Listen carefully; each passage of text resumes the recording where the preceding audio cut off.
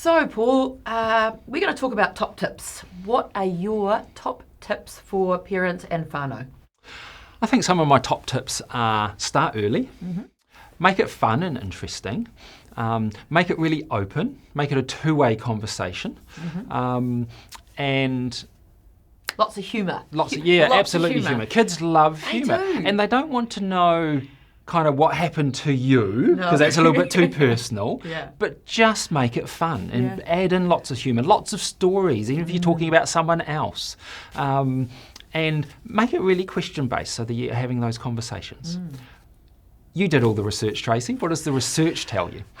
The research shows that it's complicated, but it's also simple. Now, I know that sounds quite confusing, but we try to overcomplicate things as parents. Whereas young people and children are saying, let's just have some conversation. Let's make it normal. That's one of the most common thing that young people say. Can we just normalise the whole conversation around relationships and sexuality? So what would be some of my top tips from the research? First of all, embrace uncertainty. Don't worry about being the expert or trying to get it right. Because when we try to get it right, we're thinking about what's right, but we haven't actually asked the young person or the child what they want to know. And that's so crucial, isn't it? So again, a shared conversation, really important. And keep the young person, your child, at the centre of the conversation. So it's about them. I often say to parents, think about who is the education for. Is it for you as a parent, or really is it about the person in front of you and helping them to navigate life across the whole spectrum of their childhood and their adulthood?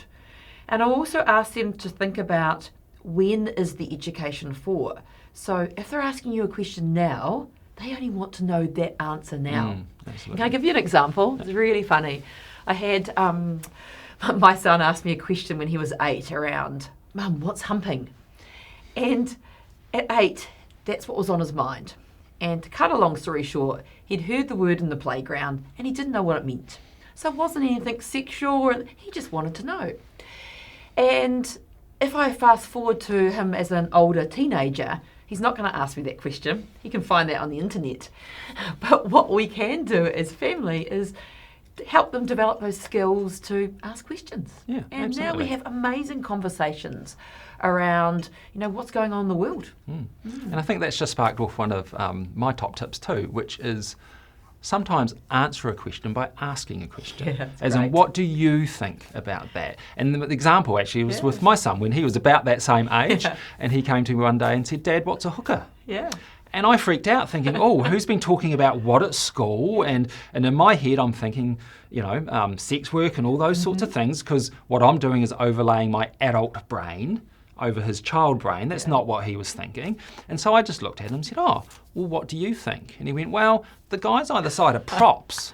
So why do they call the guy in the middle a hooker? And I just went, and we had a rugby conversation. Exactly. And so, but if I had just stuck with my adult head, I would have gone down a completely different road on that conversation. So absolutely, I think a top tip too is just, when kids are talking about stuff, ask them what they think and what they know. And then, like you say, you're answering their questions, what they want to know now, and you don't have to go to extreme lengths around stuff. And with that, again, no judgment. As soon as we put judgment onto something, young people shut down. So they've come to you, they're trusting you, they put their faith in you that they can actually ask you something. Absolutely. So you need to have that shared conversation. But I think also one other tip which came through was that you can't wait until they're 13. And you can't get to the point where you say, but they haven't asked me anything. Because if they haven't asked you, maybe they don't feel comfortable. So sometimes use a TV clip, like you said.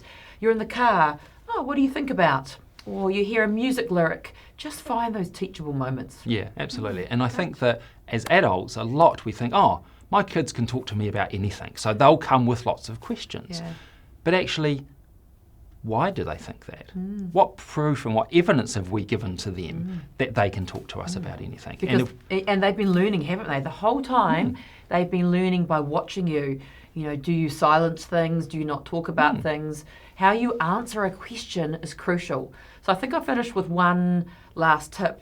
If I think about that question of, you know, Mum, what's humping? And I just answer it, I'm answering it from only one perspective.